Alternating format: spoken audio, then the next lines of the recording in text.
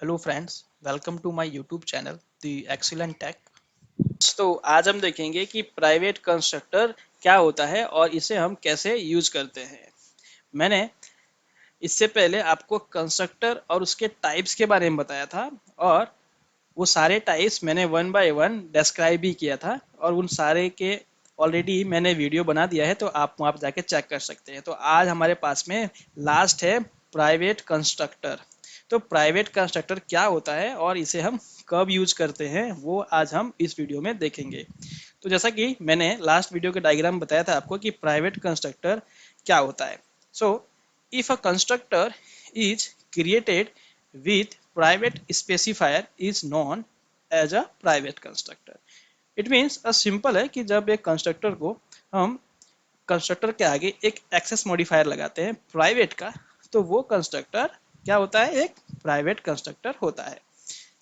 मैंने यहाँ पे कुछ पॉइंट्स डिक्लेयर किए हैं और इसी पॉइंट्स को हम अंडरस्टैंड करेंगे विथ एग्जांपल्स के साथ में कि प्राइवेट कंस्ट्रक्टर होता क्या है और क्या होता है जब मैं एक प्राइवेट कंस्ट्रक्टर के क्लास का ऑब्जेक्ट क्रिएट करता हूँ, जब मैं उसको इनहेरिटेड करूँगा दूसरे क्लास के अंदर, जब मैं उसका मल्टीपल बनाऊंगा तो क्या होगा, उसका मेन यूज क्या होता है प्राइवेट कंस्ट्रक्टर का। तो ये सारे पॉइंट चलिए चेक करते हैं one by one with practical.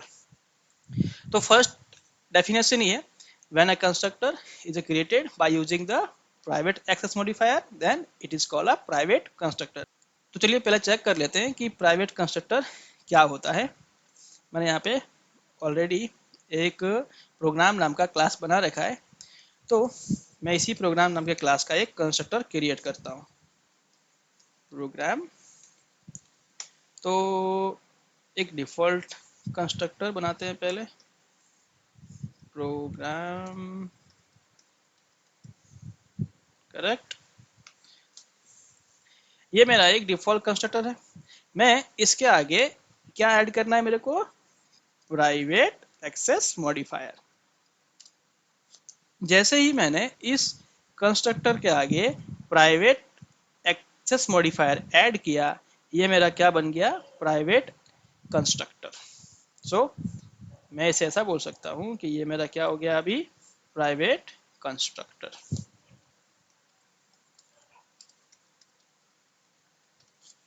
Done. Second point की तरफ चलते हैं अपने पास में, create object using private constructor.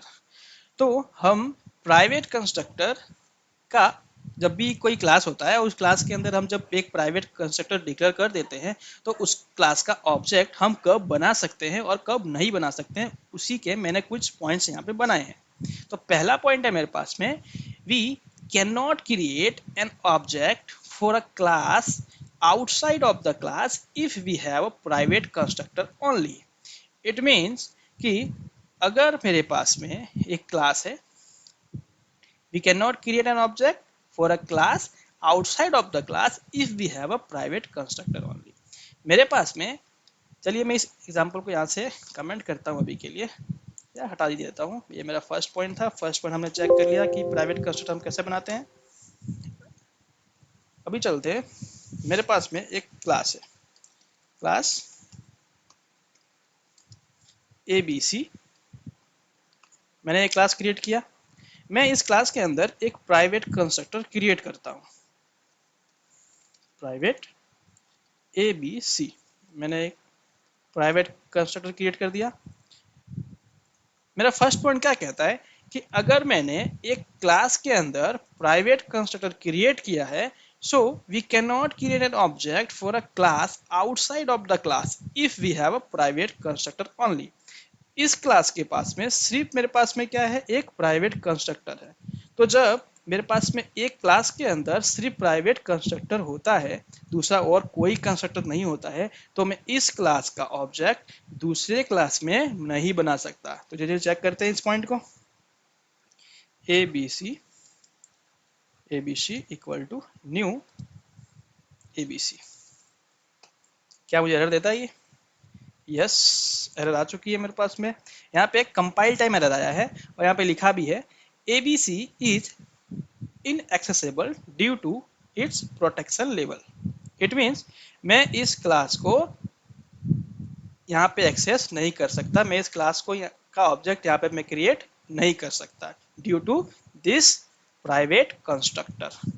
अगर इसी को अगर मैं पब्लिक कर दूंगा तो ये बन जाएगा। चलिए चेक कर लेते हैं। मैंने पब्लिक किया कंस्ट्रक्टर को, देखिए यहाँ से एरर चली गई। डन। इट मीन्स जो मेरा फर्स्ट पॉइंट था वो यही था, we can not create an object for a class outside of the class if we have a private constructor only. अगर मेरी क्लास के अंदर एक प्राइवेट कंस्ट्रक्टर है, दूसरा कोई कंस्ट्रक्टर नहीं है, तो मैं उस क्लास का ऑब्जेक्ट क्लास के बाहर क्रिएट नहीं कर सकता। सेकंड पॉइंट है मेरे पास में, we can create an object for the class within same class.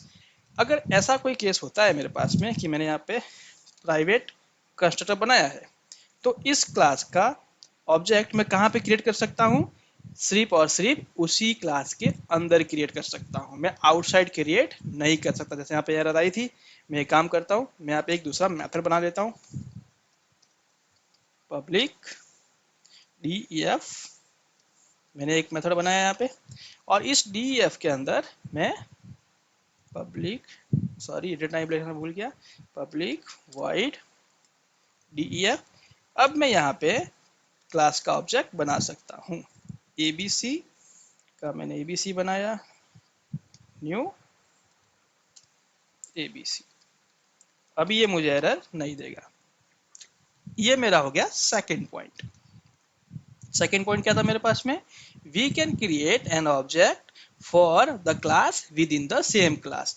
अगर मेरे पास में एक प्राइवेट कंस्ट्रक्टर होता है एक क्लास के अंदर और दूसरा कोई कंस्ट्रक्टर नहीं होता है, तो उस क्लास का ऑब्जेक्ट मैं क्लास के बाहर क्रिएट नहीं कर सकता, बट मैं उसे क्लास के अंदर क्रिएट कर सकता हूँ और उस क्लास के अंदर मैं उस ऑब्जेक्ट को कहीं भी यूज कर सकता हूँ। Done friends.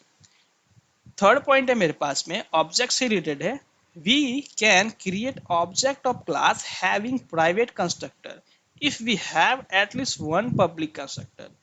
ये इसका मतलब ये है कि अगर मेरे पास में एक क्लास है, उस क्लास के अंदर एक प्राइवेट कंस्ट्रक्टर है, लेकिन मैं इस क्लास का ऑब्जेक्ट आउटसाइड ऑफ क्लास बना सकता हूं।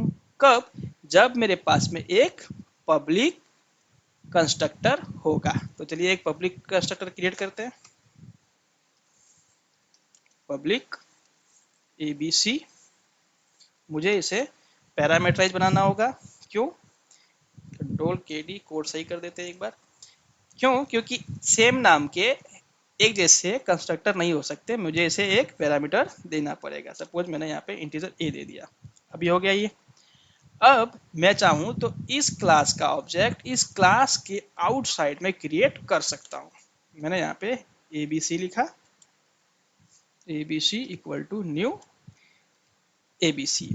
अभी आप देखेंगे यहाँ पे जो मेथड कंस्ट्रक्टर आया है वो कंस्ट्रक्टर क्या है, इंटीजर A के साथ में आया है। इस कंस्ट्रक्टर को यहाँ पे कॉल नहीं कर रहा है, वो इस कंस्ट्रक्टर को कॉल कर रहा है, क्योंकि प्राइवेट कंस्ट्रक्टर यहाँ पे कॉल नहीं हो सकता।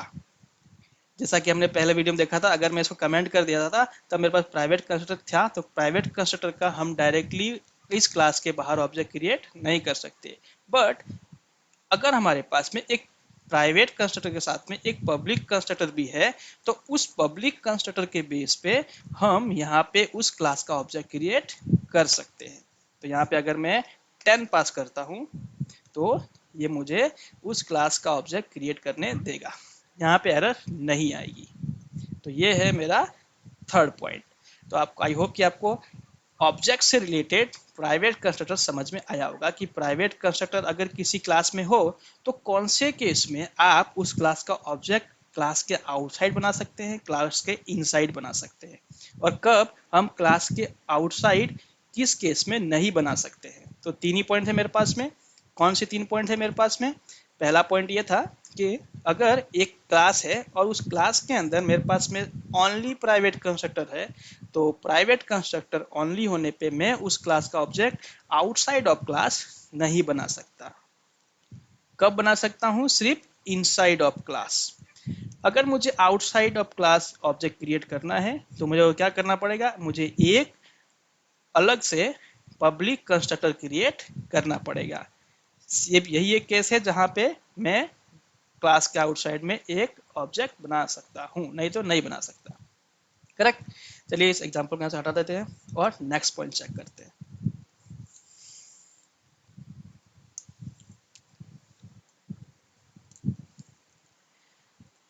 तो आपको ऑब्जेक्ट के बारे में समझ आया कि प्राइवेट कंस्ट्रक्टर जब होता है तो हम ऑब्जेक्ट किस तरीके से क्रिएट करते हैं।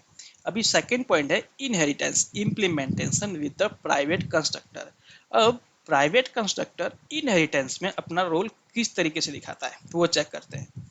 If the parent class has only a private constructor and does not have any public constructor, then inheritance is not possible with outside classes. Same इस पॉइंट के बराबर ही है। जैसा हम अगर प्राइवेट कंस्ट्रक्टर होता है तो हम क्लास के आउटसाइड में ऑब्जेक्ट क्रिएट नहीं कर सकते, वैसे ही अगर मेरे पास में एक प्राइवेट कंस्ट्रक्टर होता है एक क्लास के अंदर तो मैं उसको नीचे इनहेरिट भी नहीं कर सकता। चलिए चेक कर लेते हैं इस पॉइंट को भी। मेरे पास में एक और क्लास ले लेता हूं मैं, क्लास ABC। डन। मैं प्राइवेट ABC का एक कंस्ट्रक्टर बना दिया मैंने। डन। Control KD। मैं एक और क्लास ले लेता हूं, क्लास DEF।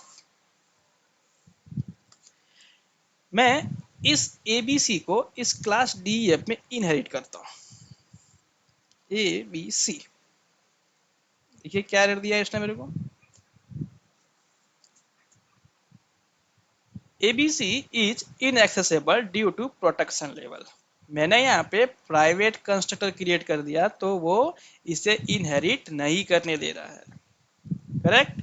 तो ये हो गया मेरा फर्स्ट पॉइंट। अगर मैंने एक क्लास बनाया है और उस क्लास के अंदर सिर्फ मेरे पास में एक प्राइवेट कंस्ट्रक्टर है तो मैं उस क्लास को नीचे इनहेरिट नहीं कर सकता।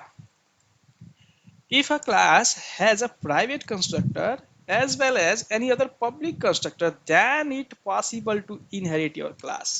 अगर मैं इस क्लास के अंदर एक पब्लिक कंस्ट्रक्टर भी क्रिएट कर देता हूं तो जाके कहीं मैं इसे इनहेरिट कर पाऊं।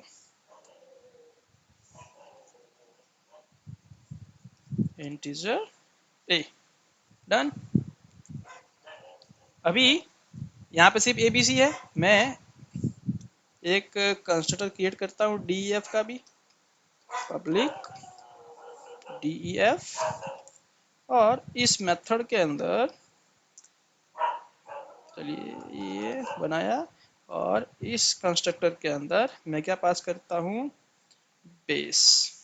जैसे ही मैं बेस लिख के ब्रैकेट लिखूंगा ऑटोमेटिकली ये पब्लिक कंस्ट्रक्टर को पॉइंट करेगा, वो प्राइवेट को पॉइंट ही नहीं करेगा क्योंकि प्राइवेट कंस्ट्रक्टर वो एक्सेसिबल यहाँ पे नहीं है। तो जैसे मैंने इसको किया और मैं यहाँ पे 10 लिखूंगा ये एरर चली जाएगी। तो फ्रेंड्स समझ में आया आपको कि जब एक क्लास के अंदर प्राइवेट कंस्ट्रक्टर होता है तो मैं उस क्लास को नीचे इनहेरिट नहीं कर सकता, बशर्ते जब मेरे पास में एक पब्लिक कंस्ट्रक्टर हो तो मैं उस क्लास को नीचे इनहेरिट कर सकता हूं। डन। तो ये मेरा इनहेरिटेंस से मैं प्राइवेट कंस्ट्रक्टर किस तरीके से यूज कर सकते हैं वो मैंने आपको बताया। थर्ड पॉइंट है मेरे पास में we can create multiple private constructor of a class. Suppose बहुत सिंपल है ये पॉइंट, हम एक क्लास के अंदर मल्टीपल प्राइवेट कंस्ट्रक्टर क्रिएट कर सकते हैं। सपोज मैंने यहाँ पे प्राइवेट प्रोग्राम एक कंस्ट्रक्टर बना दिया। सेकंड बना लेता हूँ private programme integer a. Done. ऐसा ही आप मल्टीपल कितने भी बना सकते हैं, बस उसके पैरामीटर डिफरेंट डिफरेंट होना चाहिए। इसे क्या बोलते हैं हम, मेथड ओवरलोडिंग। तो जब एक मेथड ओवरलोडिंग होता है तो उसी तरह से कंस्ट्रक्टर ओवरलोडिंग भी हो सकता है। डन। ये मेरा थर्ड पॉइंट कंप्लीट। अब आते हैं हम कि प्राइवेट कंस्ट्रक्टर का मेन यूज क्या होता है, कब हमें प्राइवेट कंस्ट्रक्टर यूज करना चाहिए। हमने ये सारे पॉइंट्स तो पढ़ लिए बट अब प्राइवेट कंस्ट्रक्टर मैं कब यूज करूँ? कोई ऐसा केस तो होना चाहिए ना जहाँ पे मैं प्राइवेट कंस्ट्रक्टर को यूज करूँ। तो वो केस कौन सा होगा? Use of private constructor. मैंने 2 पॉइंट ही बनाए हैं, और भी हो सकते हैं, बट मैंने 2 मेन पॉइंट बनाए हैं जो आप प्रोग्रामिंग में यूज करेंगे आगे फ्यूचर प्रोजेक्ट में अंदर। तो पहला पॉइंट है, if we don't want our classes to be initiated from outside the class, then add a private constructor without any public constructor in your class. It means जब आप एक क्लास के object को आउटसाइड ऑफ क्लास नहीं बनने देना चाहते, तब आप एक प्राइवेट कंस्ट्रक्टर क्रिएट कर दीजिए एक क्लास के अंदर। तो क्या होगा, उस क्लास का ऑब्जेक्ट आउटसाइड ऑफ क्लास नहीं बना सकेंगे हम। और जब ऐसा नहीं होगा तो हम उसे क्या बोलते हैं? सिंगलटन डिजाइन पैटर्न बोलते हैं। Private constructor is used to implement a singleton design pattern. Private constructor एक पैटर्न ऑप्शन है एक सिंगलटन डिजाइन पैटर्न के लिए। जब भी हमें एक सिंगल डिजाइन पैटर्न करना यूज करना हो तो हम एक प्राइवेट कंस्ट्रक्टर यूज कर सकते हैं। प्राइवेट कंस्ट्रक्टर में होता क्या है, जब मैं प्राइवेट कंस्ट्रक्टर यूज करूंगा एक सिंगलटन पैटर्न के अंदर, तो सिर्फ एक ही बार में उस क्लास का ऑब्जेक्ट क्रिएट कर सकता हूँ। बाकी मैं उस क्लास का जो इंस्टेंस है आउटसाइड में क्रिएट नहीं कर पाऊंगा। जब आउटसाइड क्रिएट नहीं कर पाऊंगा तो मैं सिर्फ उसी क्लास के अंदर मैं उसे क्रिएट कर पाऊंगा। मैं ये सिंगलटन डिजाइन पैटर्न आपको जब डीपली अंडरस्टैंड दूंगा तब मैं आपको बता दूंगा कि उस समय हम प्राइवेट कंस्ट्रक्टर किस तरीके से हम उसे यूज करेंगे। तो अभी के लिए आप इतना समझ लीजिए कि प्राइवेट कंस्ट्रक्टर हम कब यूज करेंगे, जब हमें सिंगलटन डिजाइन पैटर्न यूज करना होगा। It is the best use of private constructor.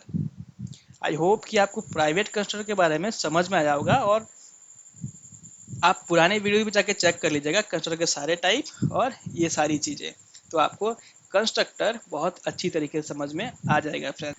So I hope कि आपको प्राइवेट कंस्ट्रक्टर समझ में आ गया होगा फ्रेंड्स। तो thank you very much to watch this video.